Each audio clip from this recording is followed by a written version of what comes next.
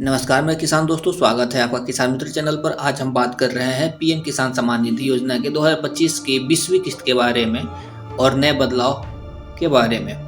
किसान सम्मान निधि योजना के उद्देश्य और लाभार्थी की जानकारी। क्या आप भी इंतजार कर रहे हैं पीएम किसान की 20वीं किस्त का? क्या आपके मन में सवाल है कि इस बार की किस्त कब आएगी, क्या करना होगा इसे पाने के लिए, और क्या इस बार कुछ नए बदलाव हुए हैं? अगर हाँ तो ये वीडियो आपके लिए है। आज हम बात करेंगे पीएम किसान योजना की हर छोटी बड़ी डिटेल्स की, वो भी ऐसे जैसे आप अपने दोस्त से बात कर रहे हो। तो चलिए शुरू करते हैं और बनाते हैं इस बार की किस्त को आपके लिए आसान और फायदेमंद। सुनिश्चित करें कि आप वीडियो को लाइक करें और चैनल किसान मित्र को सब्सक्राइब करें ताकि हर अपडेट आप तक पहुँचे। अब बात करते हैं किसान सम्मान निधि क्या है, पुराने और नए किसानों के लिए जरूरी स्टेप्स।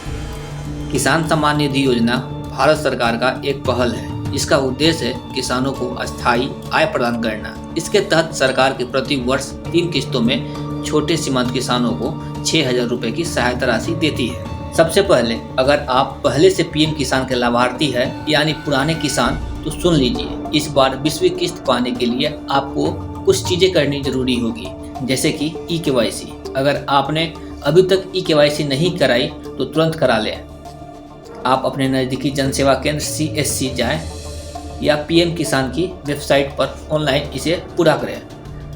फिर आधार कार्ड और मोबाइल नंबर चाहिए होगा। फार्मर रजिस्ट्री, सरकार ने अब फार्मर रजिस्ट्री को अनिवार्य कर दिया है। इसके लिए आपको अपने आधार, खतैनी और मोबाइल नंबर के साथ रजिस्ट्रेशन कराना होगा।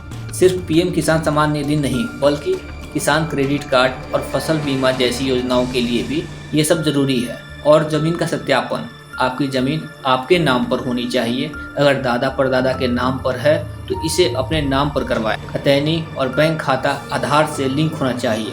और अगर आप नए किसान हैं तो पहली बार पीएम किसान का लाभ लेना चाहते हैं तो सुनिए, पीएम किसान की वेबसाइट pmkisan.gov.in पर जाएं और न्यू फार्मर रजिस्ट्रेशन पर क्लिक करें। आधार कार्ड, बैंक पासबुक और खतैनी अपलोड करें, फार्मर रजिस्ट्री कराएं और ई-केवाईसी पूरा करें। इसके बाद राज्य सरकार आपके दस्तावेज का सत्यापन करेगी और अगर ठीक रहा तो आपकी किस्त शुरू हो जाएगी। तो मित्रों, आज ही अपने दस्तावेज चेक करें। अगर कोई गलती है, जैसे आधार में नाम गलत है या बैंक खाता लिंक नहीं, तो उसे तुरंत ठीक करवाएं। अब बात कर रहे हैं इस बार के बदलाव के बारे में। अब सवाल आता है, इस बार सरकार ने पीएम किसान में क्या बदलाव किया है। चलिए मैं आपको एक कहानी के जरिए समझाता हूँ। मान लीजिए रामू काका गांव में अपने खेत में काम कर रहे हैं। उन्हें पिछली साल किस्त मिल रही थी, लेकिन इस बार उनका नाम लिस्ट से हट गया। क्यों? क्योंकि सरकार ने कुछ नए नियम लागू किए हैं। फार्मर रजिस्ट्री अनिवार्य, अब हर किसान को फार्मर रजिस्ट्री करानी होगी। ये एक डिजिटल रिकॉर्ड है जो आपकी जमीन और पहचान को रजिस्टर करता है। जमीन के स्वामित्व और शक्ति, अगर जमीन आपके नाम पर नहीं है तो किस्त नहीं मिलेगी। डिजिटल सत्यापन, अब जमीन के रिकॉर्ड का डिजिटल सत्यापन होगा। पीएम किसान ऐप से आप इसे आसानी से चेक कर सकते हैं। बात करते हैं सैचुरेशन ड्राइव का। सरकार ने मई 2025 में पीएम किसान सैचुरेशन ड्राइव शुरू किया है ताकि हर पात्र किसान रजिस्टर हो और कोई छूट न जाए। इन बदलावों का मकसद है कि योजना का पैसा सही किसान तक पहुँचाया जाए और कोई गलत व्यक्ति इसका फायदा ना उठाए। अब बात करते हैं लाभार्थियों का चयन। क्या कुछ किसानों के नाम काटे गए हैं? किसान सम्मान निधि योजना के लाभार्थियों का चयन सरकार के द्वारा निर्धारित मानदंडों के आधार पर किया जाता है। यह सुनिश्चित किया जाता है कि केवल छोटे और सीमांत किसान इस योजना का लाभ उठा सकें। कई किसान भाइयों का सवाल है कि क्या इस बार मेरा नाम लिस्ट से कट गया? जी हाँ, कुछ किसानों का नाम हटाए गए हैं, लेकिन क्यों? अगर आप सरकारी कर्मचारी हैं, इनकम टैक्स देते हैं या जमीन आपके नाम पर नहीं है तो आप अपात्र हो सकते हैं। जिन्होंने ई-केवाईसी या फार्मर रजिस्ट्री नहीं कराई है उनकी किस्त रुक सकती है। अगर आधार, खतैनी या बैंक खाते में त्रुटि है तो भी नाम कट सकता है। लेकिन घबराएं नहीं, अगर आपका नाम कट गया तो पीएम किसान पोर्टल पर स्टेटस चेक करें। अगर कोई गलती हुई है तो आप नज़दीकी कृषि कार्यालय या जन सेवा केंद्र में संपर्क करें। अब बात करते हैं 20वीं किस्त कब आएगी। 2025 जून में भुगतान। क्या पीएम किसान से किसानों को फायदा हो रहा है? अब सबसे बड़ा सवाल, 20वीं किस्त कब आएगी। 19वीं किस्त 24 फरवरी 2025 को आई थी।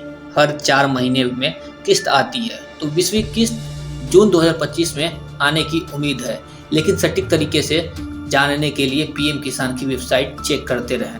2025 में जून माह में भुगतान की प्रक्रिया को समय पर पूरा करने का प्रयास किया जाता है। किसानों को पूर्व से निर्धारित तारीखों के अनुसार अपनी सहायता राशि प्राप्त होती है। अब बात करते हैं कि क्या ये योजना वाकई हमारे किसान भाइयों बहनों को फायदा दे रही है। बिल्कुल दे रही है। हर साल 6,000 की मदद से आप बीज, खाद या छोटे मोटे खेती के खर्चे पूरे कर सकते हैं। छोटे और सीमांत किसानों को कर्ज के जाल से बचने में मदद मिलती है। 9.8 करोड़ से ज़्यादा किसान को अब तक 22,000 करोड़ से ज़्यादा की राशि मिल चुकी है। फार्मर रजिस्ट्री की वजह से अब आप किसान क्रेडिट कार्ड और फसल बीमा जैसी योजनाएं का भी लाभ ले सकते हैं। ये योजना हमारे किसानों के लिए एक मजबूत सहारा है, लेकिन इसका पूरा फायदा तभी मिलेगा जब आप समय पर रजिस्ट्रेशन और सत्यापन पूरा करें। अब बात करते हैं भुगतान की प्रक्रिया के बारे में। भुगतान की प्रक्रिया में रजिस्ट्रेशन, सत्यापन और फंड ट्रांसफर शामिल होता है। सभी चरणों को सुचारू रूप से संचालित किया जाता है ताकि किसानों को किसी भी तरह का कठिनाई का सामना ना करना पड़े।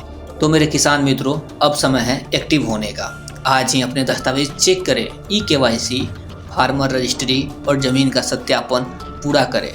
अगर कोई दिक्कत हो तो पीएम किसान हेल्पलाइन 155261155261 पर कॉल करें या नज़दीकी जन सेवा केंद्र जाएं।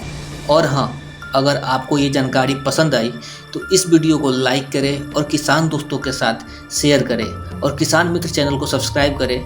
बेल आइकन दबाना ना भूलें ताकि हर नया अपडेट आपको सबसे पहले मिले। आइए मिलकर अपने खेतों को और हरा भरा करें। जय हिंद, जय भारत, जय जवान, जय किसान। अब बात करते हैं समय सीमा के पालन में चुनौतियों के बारे में। तो दोस्तों, कभी कभी भौगोलिक स्थान, तकनीकी समस्या और आवश्यक दस्तावेजों की कमी जैसी चुनौतियां समय सीमा के पालन में बाधा डाल सकती है। सरकार ने इन्हें हल करने के लिए समय समय पर उपाय किए हैं, तो चिंता करने की आपको बात नहीं है। मेरे प्यारे किसान मित्रों, अब आते हैं इस योजना के निष्कर्ष पर। तो इस योजना का मुख्य उद्देश्य किसानों को वित्तीय सहारा प्रदान करना और उनकी आर्थिक स्थिति को सुदृढ़ करना है। योजनाओं की प्रभावशीलता सुनिश्चित करने के लिए समय पर भुगतान और सुचारू प्रक्रिया आवश्यक है। तो दोस्तों, अगली बार फिर मिलते हैं एक नई जानकारी के साथ। तब तक खेती में मेहनत और अपने हक के लिए जागरूक रहें। नमस्ते।